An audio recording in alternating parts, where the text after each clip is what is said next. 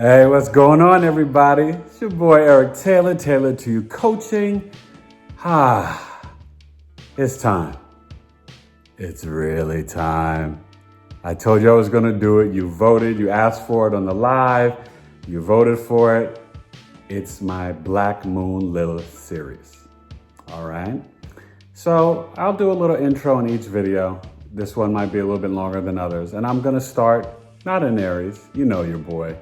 T2UC Big 3 Astrology. Check out tailor2coaching.com. And like always, comment down below, subscribe, ring the bell. Please like and comment and share the videos. It really helps me. I appreciate it.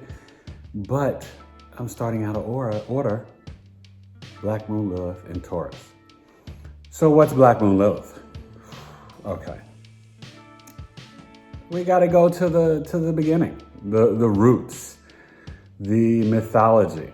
Right? So, we have Adam and Eve, and Lilith, Black Moon Lilith, is reported to be in the beginning with Adam, that they were made by God equally, Lilith and Adam.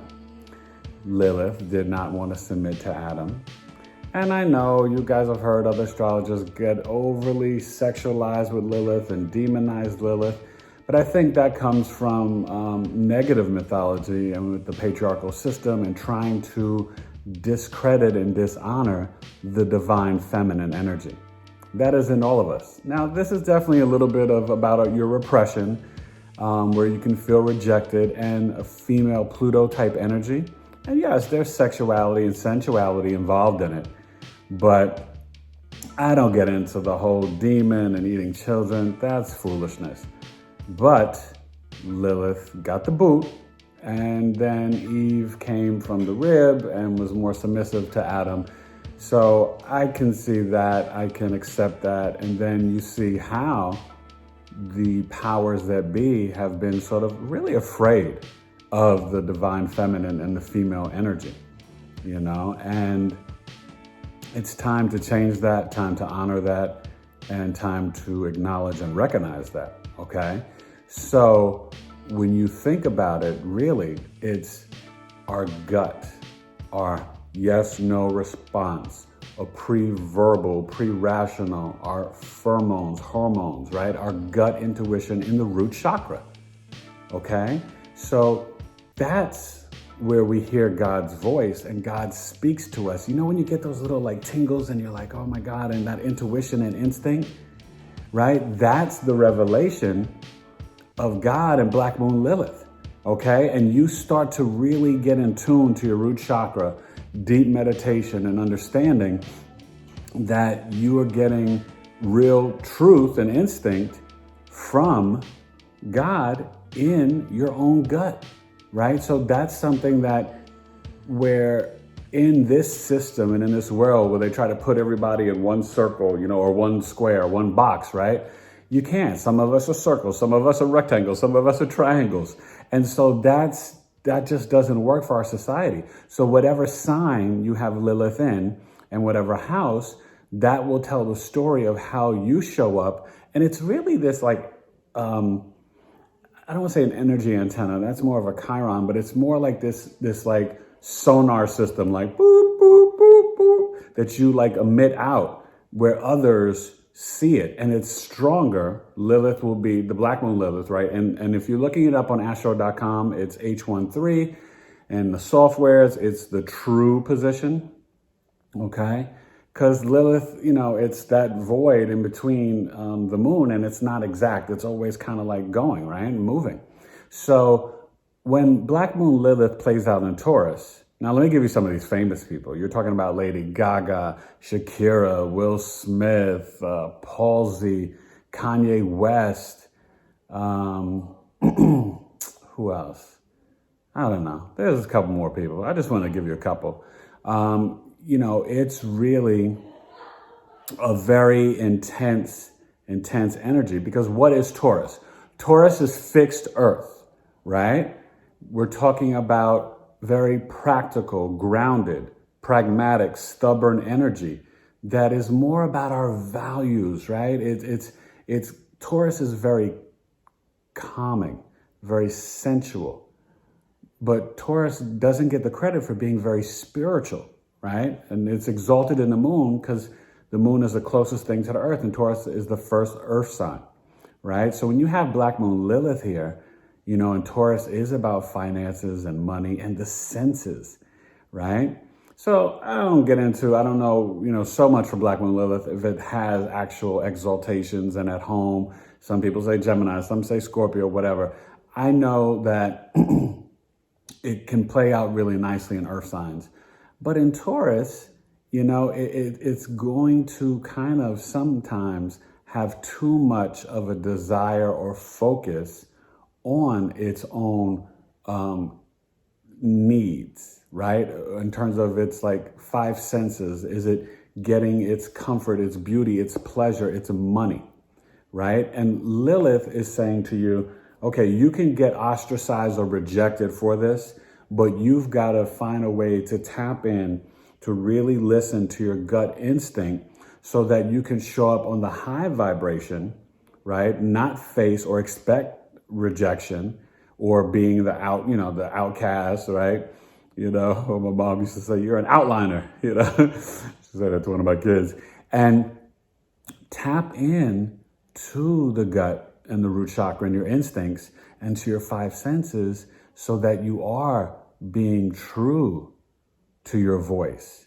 You're being true. And when you have Lilith and Taurus, the minute you eat something, you're going to be like, oh, I don't agree with it. And no, right? Someone can introduce you, right? Oh, Jennifer, you got to meet Michael. He's this great guy. And he's, he works at this Fortune 500 company, makes 6-7 figures a year. But then you go meet him and you're just like, ugh, right? And so that's where you don't fall into like society's norms for this is financial comfort. This is the right type of man. You might like the guy, Bobby, who's like, I don't want to say a crack dealer, but, Bobby's in the streets. And you're just like, but Bobby's got this swag and he's, you know what I mean? So there's a different energy that your pheromones and even your hormones and your gut instinct is picking up on. So for you, you're kind of like, oh my goodness, this is what I'm looking for. Now, until you find that Black Lilith sort of tribe, right? When you have it in Taurus, people can reject you for your values. People can challenge your identity or self-worth. People will be like, why are you so greedy, challenging your survival needs or how you hustle to make your money, right? You can receive rejection and judgment for that. But you're kind of like, this is how I show up. Your speech could be very, think of Gaga, right? Your speech could be very different, and what you speak about could be extremely unique, and how you present yourself,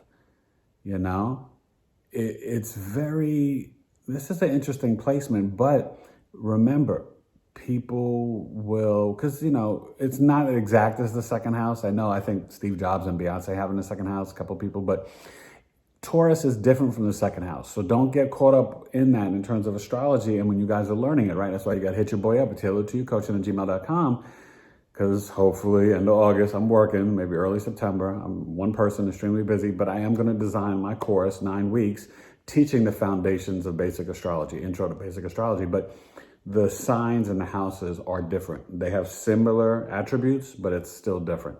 So just know with Taurus, right?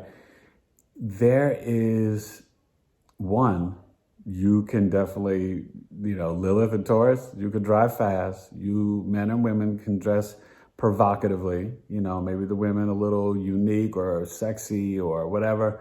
The men, it can be, very flashy with the jewelry, the gems, you're just like, yo, whatever. But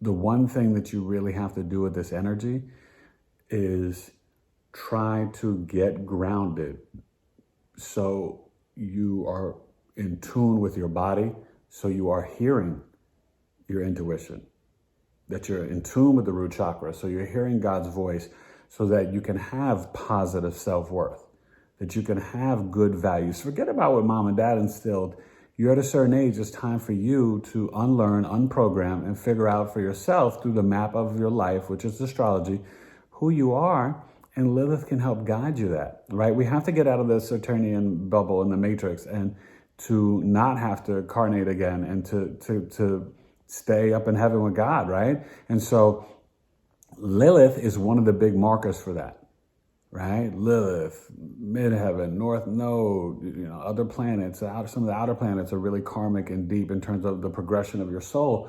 So Black Moon Lilith in Taurus, meditate, right?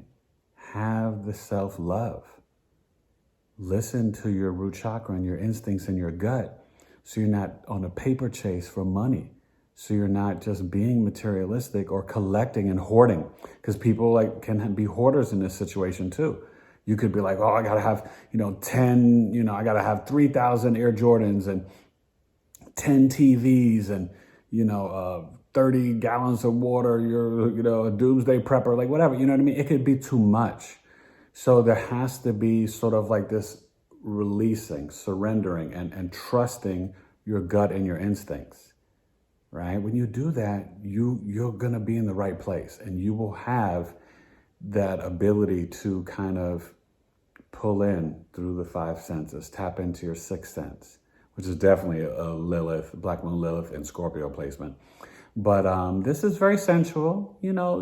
Listen, I'm not going to lie to you. You're going to be someone that enjoys the pleasure of sex and can be very, maybe sexually pleasing to others. You can be a little, open and freaky.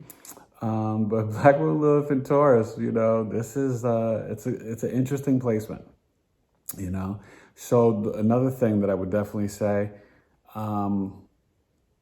you can have some rejection from your family, and you got to look at the whole chart. You got to, see where the sun and the moon are placed and Saturn, different placements. But just in general, just talking Black Moon Lilith and Taurus, there can be sometimes some money or power, or I guess really survival identity issues from early childhood imprints, that there could be some banging of the heads or collisions with what was instilled to you, okay? You might reject your family assets. You come from a wealthy family and you might be like, I want to make it on my own. I don't want your wealth. I don't want your control and wealth. I want my sensual, spiritual freedom, and I'm going to trust myself to do what I need to do to make it in the world, okay? So Black Moon Lilith and Taurus, I hope you enjoy this. We're going to get into, I don't know. You tell me down below what you want next. I was thinking about Gemini, but you guys comment down below. This is the beginning of a new series. I'm excited. And, don't get caught up in just the demon and the sex, drunk, thirsty with sex. Get into not expecting to be rejected for being who you truly are, and listening to your gut instinct, tapping into your root chakra, understanding your primal energy. And we don't want to stay in the carnal, right? We want to elevate and do the high vibration of Lilith, which is going to be super spiritual, sensual, but really, really grounded, practical, and intuitive about the senses, and being able to understand how your own senses and your chakra system can help you to manifest money, to manifest true self-worth, self-love, and your values, okay? So let's do it. Black Moon Lilith and Taurus, the bull, it's really magical. So hit me up, taylor2coaching@gmail.com, book your readings, and I'm just excited. I hope you guys like this perspective and like this reading. And trust me, Black Moon Lilith is muy importante. So really get into your root chakra, get into your gut instincts, and trust what you're hearing from God. God's speaking to you. So listen and trust it. All right? Black Moon Lilith, I salute you in Taurus. All right? Taylor 2 Coaching. Peace.